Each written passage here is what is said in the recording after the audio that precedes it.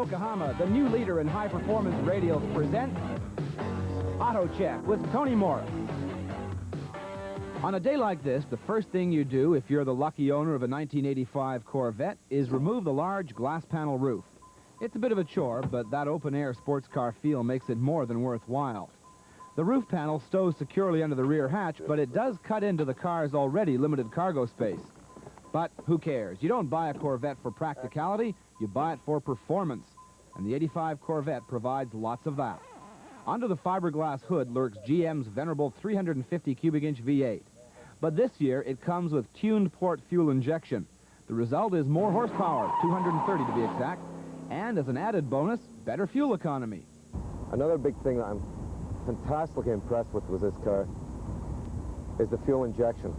It's made it one of the fastest production cars that I've ever sat in. We've tested a lot of turbo cars in Auto Check, and seriously, never before have I felt instant horsepower in a car as I have in this 85 Corvette. All throughout the whole range, it's a 4-speed gearbox, like a 3-speed with an automatic overdrive, and at no point in the day did we ever run out of revs or the want of power. It's always there. And with the fuel injection, not only does it give you that type of increase of horsepower, but it also curbs your fuel intake, and it gives you a better fuel mileage as well. So actually, it's been a big addition to the 85. Between the suspension and the fuel injection, it's been a big plus. It used to be called the poor man's Porsche, but I think the GM engineers have got their heads together, and they've actually made it a car that's compatible with a Porsche. We tried out the Porsche Cabriolet here, and I think I had more fun today driving the Corvette in sheer instant horsepower than I did in the Porsche Cabriolet. With all the power that this year's Corvette offers, the suspension system had better be good if it's going to allow the driver to make effective use of the engine. Last year, we were harshly critical of the car's ride. It was just too stiff to deal with all the lumps and bumps one encounters in day-to-day driving. This year, the four-wheel independent suspension is much better. Whereas last year's car rode race car rough, this year it's pleasantly sports car stiff. GM have definitely improved the car as far as the handling department goes. It now rides very smoothly, but we've had to pay the price in the handling. It's not quite as good in the corners as it was, but it definitely is a much smoother ride. Last year, if we were driving along like this, we would have been juddering very badly, and this year it's nice and smooth. A big improvement and a big plus for GM. But if you get into some tight country roads, you may find that the car tends to go a little light in the rear end. It is controllable, there's no doubt about it. You can control it with the brakes, with a four-wheel disc brake system that this car's got, or with the power, which you've got lots of. It's an enjoyable type of oversteer. It's a drivable oversteer. It's a power oversteer. When you're hard into a corner and you do put the power down quickly, the tail does come out.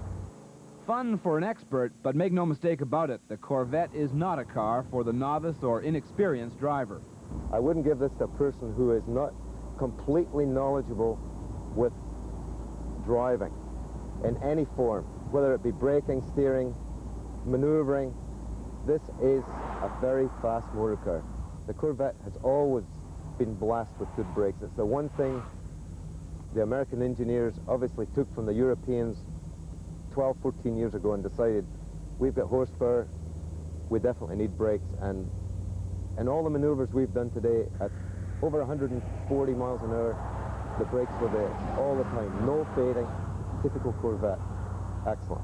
For 1985, the Corvette can be ordered with a manual 4-speed transmission. Our test car, however, didn't have one, and frankly, we didn't miss it. If I was given the choice in this Corvette with this horsepower, and this may surprise you, between a manual and an automatic transmission, I would actually opt for this automatic, like a 4-speed transmission. It's a 3-speed with an overdrive on it as the 4th gear. And today we've used the gears, come down the gears in the automatic and use that for braking. With the 4-wheel disc brakes, you do not need the 4-speed gearbox. If you're an enthusiast, I'm sure you'll poo-poo my suggestion. If you're a lady going to buy the car, I'm sure you'll agree with me 100%. And also, it is a bit of a bore with a big heavy clutch pedal and gears coming in around the city when you're driving to the office every day. So I would highly recommend try this automatic. I'm sure you'll really like it. Personally, we're not too impressed with the newfangled digital readout gauges that seem to be all the rage these days. The problem with them is information overload. And they're continually changing.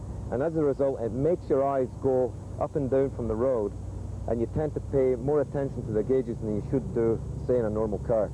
Although it is a nice, complete gauge package, and you can find so many different things out by just flicking switches. I'm very, very excited about this new 1985 Corvette. In its own class, I would easily give it a 9.5.